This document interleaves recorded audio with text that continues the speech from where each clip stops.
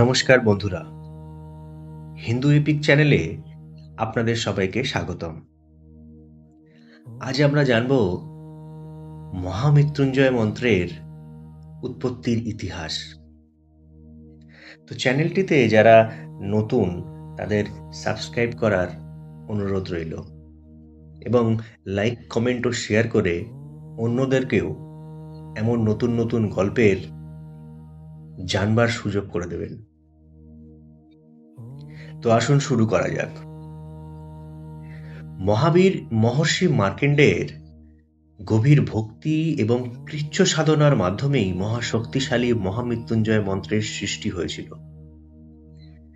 সনাতন ধর্মীয় বিশ্বাস এবং পুরাণ অনুসারে এই মন্ত্রটি ভগবান শিবের পরম আশীর্বাদ হিসেবে মর্তে আবির্ভূত হয়। বহুকাল আগে মৃকাণ্ডু নামে এক পরম শিব ভক্ত ঋষি ছিলেন। দীর্ঘ তপস্যার পর মহাদেব তার সম্মুখে আবির্ভূত হন এবং একটি কঠিন শর্তযুক্ত বর প্রদান করেন।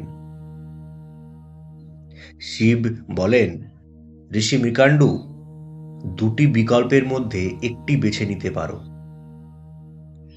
তিনি এমন শত শত সাধারণ পুত্রের পিতা হতে পারেন যারা দীর্ঘজীবী হবে কিন্তু হবে নির্বোধ, অথবা তিনি এমন এক অলৌকিক পুত্রের পিতা হতে পারেন যে হবে পরম জ্ঞানী ও গুণী, কিন্তু তার পরম আয়ু হবে মাত্র 16 বছর। ঋষি মৃকাণ্ডু দ্বিতীয় বিকল্পটি বেছে নেন এবং তার ঘরে জন্ম নেয় এক দেবতুল্য তেজস্বী পুত্র, যার নাম রাখা হয় মার্কেন্ডেয়। মার্কেন্ডেয় শৈশব থেকেই ছিলেন শিবের পরম ভক্ত এবং অগাধ পণ্ডিত। কিন্তু যত দিন যাচ্ছিল, ঋষি মৃকাণ্ডু ও তার স্ত্রীর মন বিষাদে ভরে উঠছিল। অবশেষে মার্কেন্ডেয়ের বয়স যখন 16-র কাছাকাছি পৌঁছালো, তখন তার পিতা তাকে তার স্বল্প আয়ুর নিষ্ঠুর সত্যটি জানান। পিতার মুখে এই সত্য শুনে বালক মার্কেন্ডেয় বিন্দুমাত্র ভয় পেলেন না। তিনি সিদ্ধান্ত নিলেন যে তিনি তার ভক্তি বলে নিজের নিয়তিকে পরিবর্তন করবেন।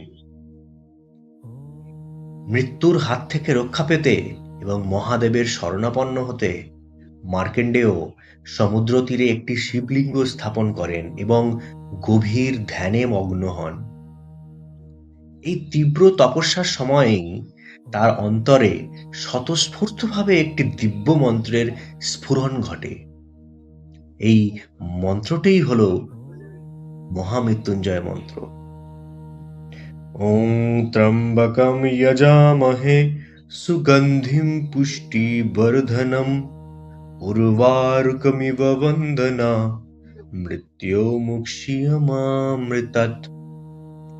তিনি দিন রাত এক করে অবিরাম এই মন্ত্র জপ করতে শুরু করেন। ঠিক যখন মার্কেন্ডেয়ের বয়স 16 বছর পূর্ণ হলো, তখন তার প্রাণ হরণ করতে স্বয়ং যমরাজ সেখানে উপস্থিত হন। কিন্তু যমরাজকে দেখেও মার্কেন্ডেয় তার মন্ত্র জপ থামালেন না এবং ভয় ডরহীন ভাবে শিবলিঙ্গটিকে শক্ত করে জড়িয়ে ধরে রইলেন। যমরাজ যখন তার কালপাশ অর্থাৎ মৃত্যুর দড়ি মার্কেন্ডেয়ের দিকে নিক্ষেপ করলেন, তখন সেই দড়িটি শিবলিঙ্গকেও জড়িয়ে ফেলল। নিজের লিঙ্গের উপর এই আঘাত দেখে মহাদেব অত্যন্ত ক্রুদ্ধ হয়ে লিঙ্গ ভেদ করে স্বয়ং আবির্ভূত হন। মহাদেব তার তীব্র হুঙ্কারে যমরাজকে পরাস্ত করেন এবং ভক্ত মার্কেন্ডেয়কেও রক্ষা করেন।